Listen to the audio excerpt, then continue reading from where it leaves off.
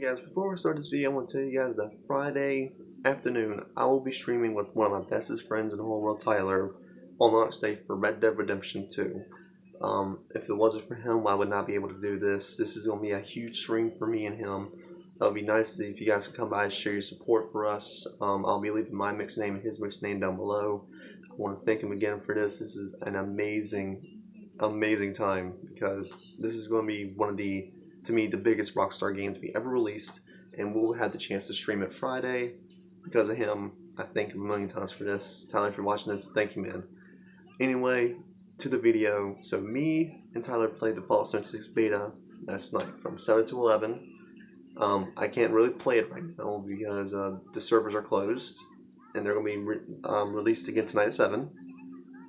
And this is the Fallout game that everyone's bashing because it's majority online, it's online focused, and and I get where they're coming from because the whole announcement with no human NPCs is kind of concerning, but not to fear, guys. Don't worry about it because the beta was absolutely fun.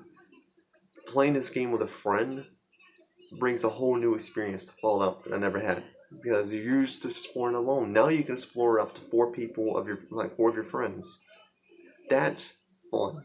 This game was absolutely fun last night when I played it, and there's a lot of good I want to go into, and there's some bad, but the bad is mainly probably part of the fact that it is a beta, it's early access, it's not finished, and there's going to be some problems. But get into the good. The one thing many people were worried about was the quests, because people said, no, Todd Howard, praise our Lord Todd Howard, stated that there's going to be no human NPCs whatsoever. How you get quests in this game is very simple. You listen to holotapes, you read notes, and you go to like these robots and they give you quests. And there's also timed events where if you do them, you get bonus resources if you do these timed events, if you take part of it. Kind of like how Forza Horizon 4 has the Forza Horizon live events, it's kind of like this. And to be honest with you, the quests are simple but fun. They're not overly complicated, but at the same time they're not so simple that they're boring and stupid. No, they're really fun. I really enjoyed the quests me and Tyler did. But the main fun in the game comes from exploring West Virginia, which that's another positive, a very big positive in this game, is the location. West Virginia is absolutely gorgeous. It is an amazing location for Fallout. I mean, Boston was okay. Fallout 4's Boston was very good, but I felt like it was very cluttered. This game is nice, it's open, it has different various locations in it which feel very different from each other. I mean, this location is absolutely stunning. I mean, you probably watched the gameplay. I mean, that's how it was in the beta. The West Virginia is absolutely amazing. I'm really glad they set it in West Virginia. Another big positive is the combat. Primarily the gunplay. The gunplay feels just like it did in Fallout 4. If you didn't like the gunplay in Fallout 4, you won't like the gunplay in this. But to me, the gunplay in Fallout 4 felt nice. It felt smooth. It felt really good, and it feels just the same in Fallout 76. So if you like the gunplay in that, then you will definitely love the gunplay in this. Melee combat is something I'll get into in the bad because there is some issues with melee combat which I'll get into. Another great component is the multiplayer. The co-op is fantastic. Like I said, exploring the wasteland alone can feel kind of boring at times, but if you explore with a friend and they point out something you missed, or you just have someone there with you. And I explored this with my friend Tyler, and me and him both agreed that this Fallout game is probably going to be the most fun one because you can explore it with your friends, and it's amazing. I mean, exploring West Virginia with a best friend, we actually were at one half of the map. We wanted to go to the Mothman Museum. We traveled to the Mothman Museum together, and it was not a boring chore. It was fun. I mean, it was a good time. It was great fun with me and him.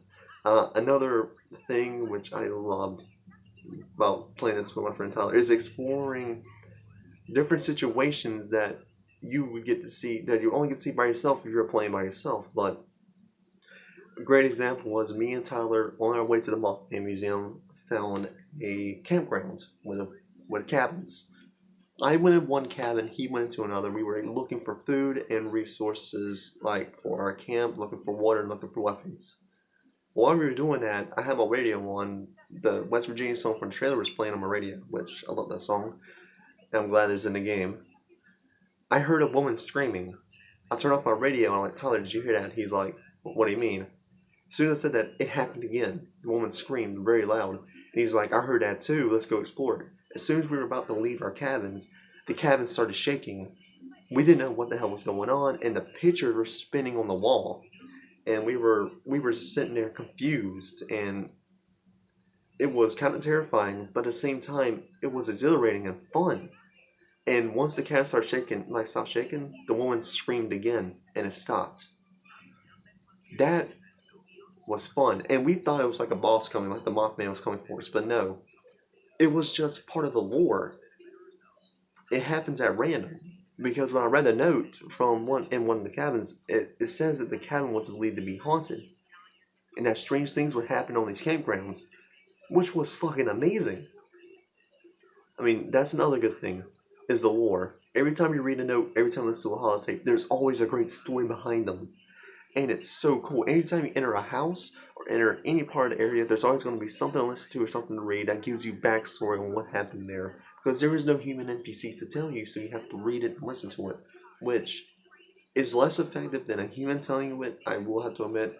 But it's still awesome that you get lore behind the places you visit. Like I read a note in the high school that says that someone got mutated there from radiation and started attacking the other students. That was impactful. It was amazing. Um, Another good thing is the loot system in this game. Um, it starts you off with crap weapons, so you only get like a pipe pistol and a melee weapon, or a pipe revolver and a melee weapon, which is kind of fair. You start with weak weapons because you're low level. Well, me and my friend Tyler, I'm level 6, he's level 5. I already got a tactical 10 millimeter pistol with a scope on it. He's still using his axe and his rifle. So I mean, you get better weapons eventually.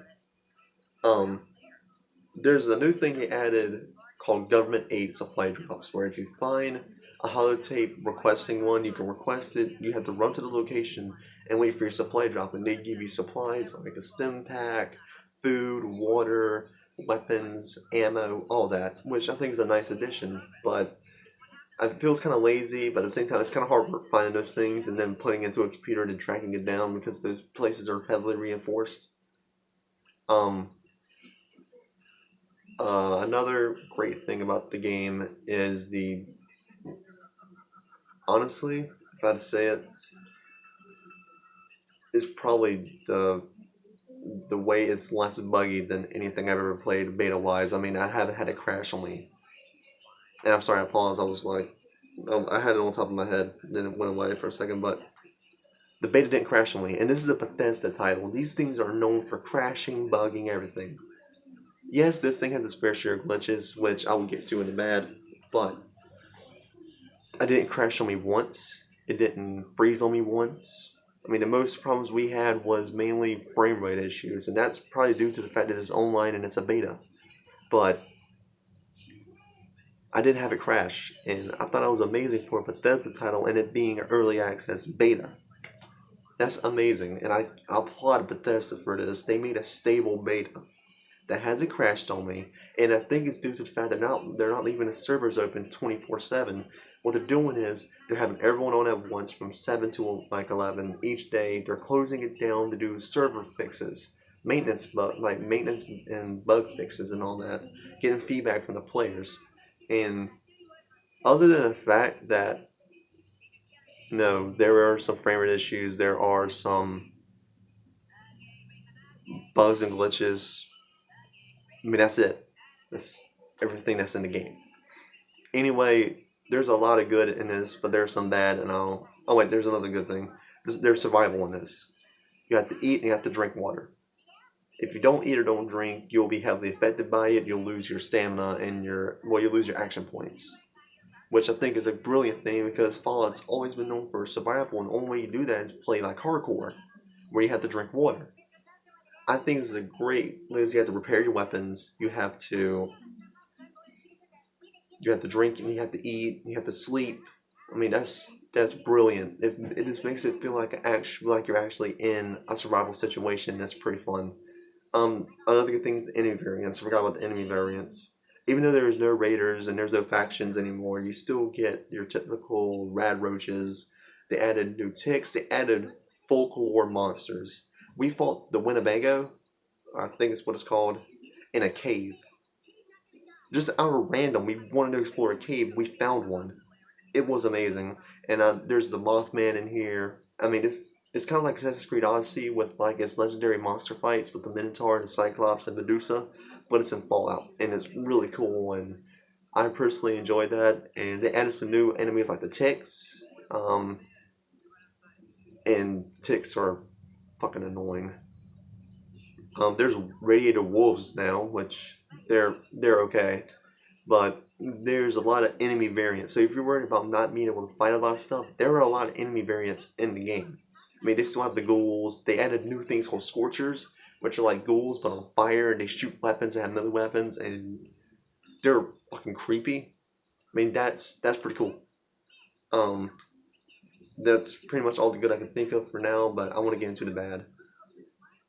The bad things about this is, like I said, there are heavy frame rate issues. I mean, I've dipped down to 15 to 10 megabytes, like FPS. I mean, that's pretty bad, but I have a feeling that's because it's early access beta and it's multiplayer, so there's a lot of people on, and the servers, they're trying to work on the servers, so there's going to be frame rate, I understand that. But when you're trying to shoot a gun and your FPS dips, it's kind of hard to shoot because you don't know if you're hitting anything or not. Another thing that I don't really much care for is the melee combat. If you didn't like the melee weapon combat, like I didn't Fallout 4, you're not gonna like this one. I mean, this is just personal taste. I didn't really much care for the melee combat in this game. It could be improved on, yes. To me, I think they should do something like Dead Island did, where you use your analog stick to swing however you want. But that's just me. I did enjoy the beta, guys. The beta was fun. It surprised me with how good it actually was, and I can't wait to play it again tonight, which I'll probably be streaming it, as I'm probably playing it by myself, but tonight. But when it comes to if you should pre-order the game just to play the beta, no. They need to add more stuff to the game. Honestly, what you guys should do is just take your money and go pre-order and get Red Dead Redemption 2 when it comes out, because I already know that's going to be an amazing game. But the beta is fun, but it's not worth the pre-ordering the game unless you're only going to put $5 down to get the beta code. Then that's fine, get your money back for it later. But it's not worth it. I mean, the beta is good, but it's not that worth it. Honestly, I pre-ordered it because it's a new Fallout game and it's a new Bethesda game. But while the beta is good, I don't think it's worth you pre-ordering just to get it. They need to do an open beta for everyone to play who didn't pre-order, so people can play it and actually decide, hey, this is actually worth my time, I'm going to go pre-order. They should do that with what Battlefield 5 did. You know, Battlefield 5's beta was trash. At least they made it an open beta and people didn't pre-order. Bethesda needs to do this. I really hope they do. That's it for this video. Again, guys, if you want to watch my stream on Red Dead Redemption 2 with my best friend Tyler on Friday, I'll leave our mixer names down below. You can come check us out. Just go to mixer.com, enter our name. You should see us live streaming in the afternoon. I'll release an official time probably tomorrow or Friday morning. Appreciate you guys watching.